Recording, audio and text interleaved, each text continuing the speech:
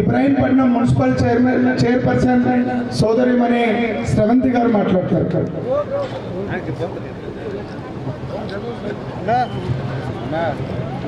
ఏర్పాటు చేసుకున్న మన ఆదిబట్ల మున్సిపాలిటీ చైర్మన్ గారికి శుభాకాంక్షలు తెలియజేస్తూ, మరి ఈ వేదికను ఇంత భారీగా అలంకరించబడిన మనతో అంటే మన గౌరవ ఎమ్మెల్యే గారితో మన మినిస్టర్ గారితో చాలా ఆనందంగా ఉంది.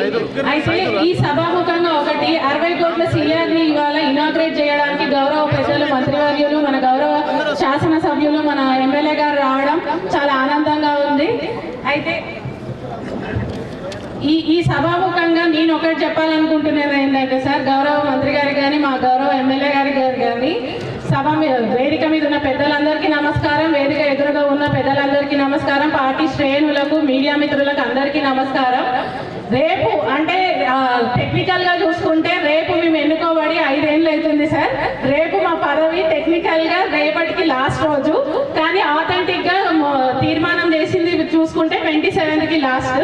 కానీ ఈ సందర్భంగా గతంలో 5 ఏళ్ల నుంచి మేము ఈ పాలకవర్గంలో ఉంటున్నాము. గత పాలకులు ఉన్నప్పుడు మినిస్టర్లు వచ్చినారు పోయినారు మా నియోజకవర్గ పరిధికి, కానీ దిగే ముందు ఎందుకంటే ఒక అధికార పార్టీ చైర్మన్ గా కాంగ్రెస్ పార్టీ నుంచి ఉన్న చైర్మన్ గా ఇప్పుడు మీతోటి స్టేజ్ షేర్ చేసుకోవడం నాకు ధన్యవాదాలు సార్.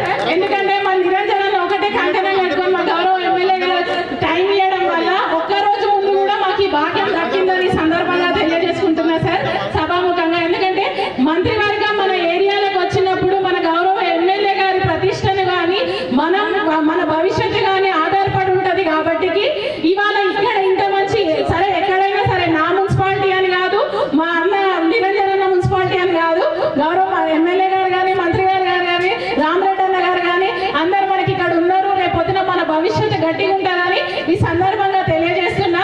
అయితే నిన్న మొన్న ప్రజాపాలన కార్యక్రమంలో మనం అందరం నిమగ్నమై ఉన్నాము. ఇంత బిజీ షెడ్యూల్ లో కూడా మనకు టైం ఇచ్చి మన దగ్గరకు వచ్చినందుకు మనం అందరం ధన్యవాదాలు తెలియజేసుకోవాలని సందర్భంగా తెలియజేస్తూ, మరి పాలక వర్గాల సమీక్షంగా అందరూ 4 మండలాలు 4 మున్సిపాలిటీలు ఉన్నాయి.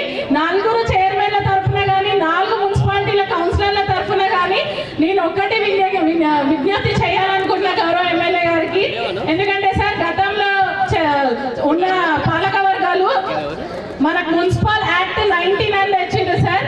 ఆ 19 వల్ల మేము చాలా ఇబ్బంది పడ్డాము పాలక మున్సిపాలిటీ నుంచి. మున్సిపల్ యాక్ట్ 19 వల్ల దయచేసి ఈ సభాముఖంగా మీకు చెప్తుంది ఏంటని అనుకుంటే, పైన పాలక వర్గాల వరకు ఆ 19 చట్టం ఒకటి మార్చాలని సందర్భంగా తెలియజేస్తూ మీకు విజ్ఞప్తి చేసుకుంటున్నా సార్.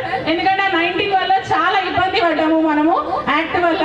దయచేసి మున్సిపల్ యాక్ట్ 19 తేవడం వల్ల మాలాంటి సామాన్యులు కానీ ఇంకా ఎవరైనా సరే టెక్నికల్ గా ఇబ్బంది పడ్డారు. కాబట్టి దయచేసి దాంట్లో కొన్ని మార్పులు తీసుకురావాలని ముందుగా మంత్రి గారికి విజ్ఞప్తి చేస్తూ, మరి అదే విధంగా ఇంకా రానున్న రోజుల్లో కూడా వచ్చేవి ఎన్నికలు ఉన్నాయి, దాని ముందుకు కృషి చేస్తామని సందర్భంగా తెలియజేస్తూ, రానున్న పరంలో ప్రతి ఒక్క గ్రామం కానీ ఇందాక గౌరవ మన నిరంజనన్న గారు చెప్పారు, రోడ్లు అనేది ఎంత అవసరం అనేది ఒక సామాన్యుడికి మాత్రం తెలుస్తుంది. ఎందుకంటే కార్లు ఉన్నాడు ఎట్లయినా కార్లు వేసుకొని పోతుంటారు, అది ఉన్న పరిస్థితి ఉంటుంది, నడిచే వాళ్ళు నడిచే తిరిగి వెళ్తుంటారు. కానీ దానివల్ల మనకు వచ్చే రవాణా కానీ దానివల్ల మనకు వచ్చే సౌకర్యం వల్ల రేపు పొద్దున మన ఇళ్లలో ఇవాళ ఆదిబట్లలో చూసుకుంటే ఒక గజం రేట్ ఎంత రేట్ ఉంటుందో మీ అందరికీ తెలుసు.